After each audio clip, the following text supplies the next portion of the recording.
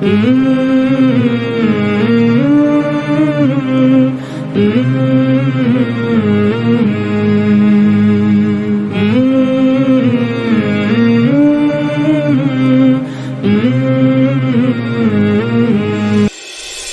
اللہ الرحمن الرحیم۔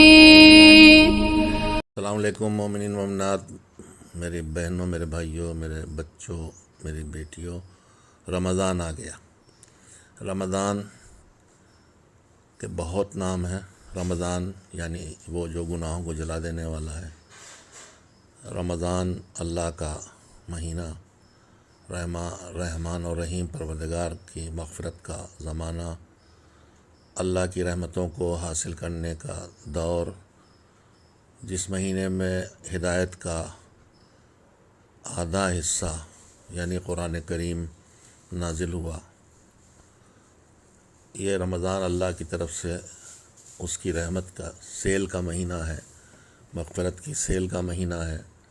ایسے تو اس کی رحمت ہمیشہ سیل پہ رہتی ہے، جب چاہیں جا کے ڈسکاؤنٹ کے ساتھ گناہ بخشوا لیں اور زیادہ مال buy one get one free نہیں، گیٹ 10 فری، گیٹ 100 فری طرح کی نیکیاں کر لیں۔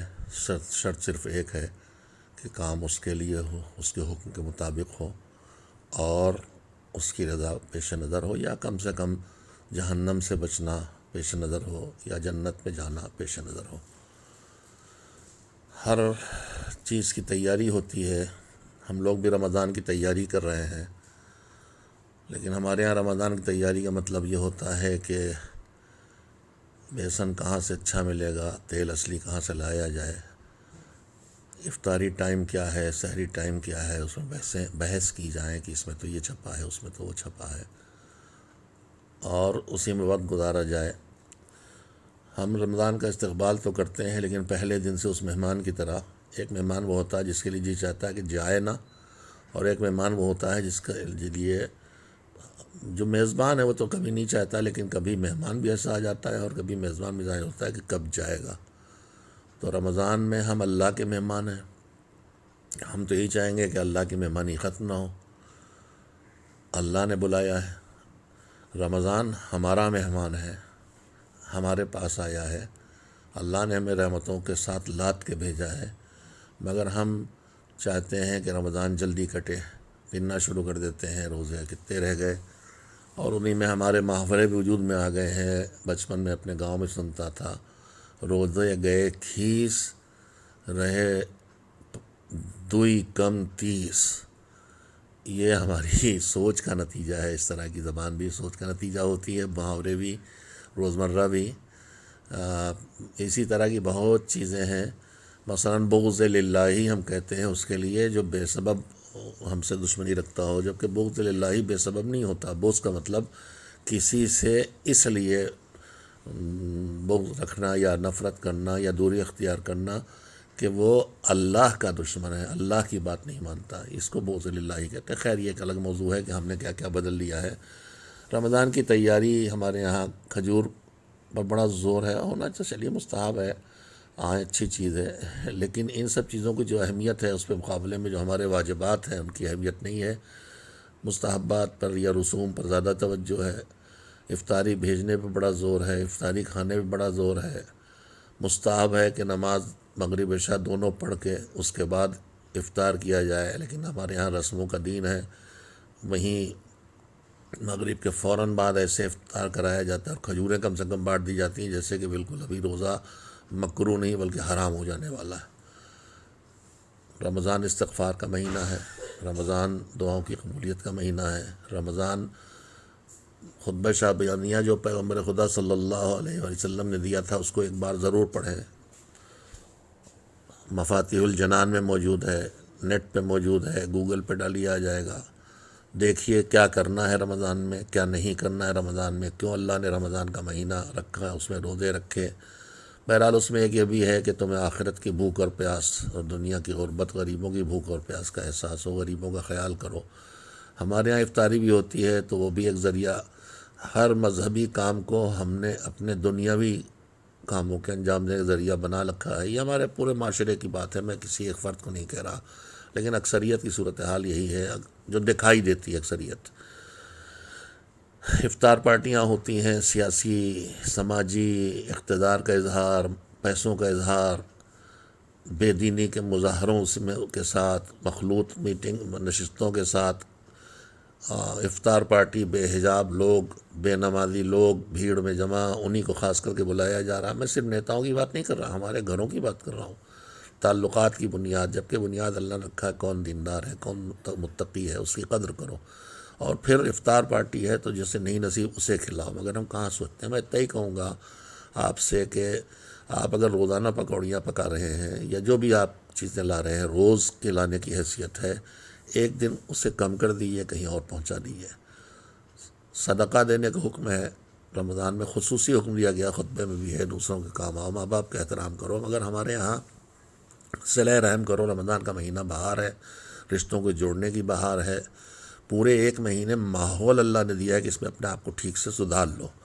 روزانہ 5 بار نماز میں بلاتا ہے، تھوڑی دیر نماز پڑھی، اللہ کے پاس تھوڑا بہت حاضر رہے، چلے گئے.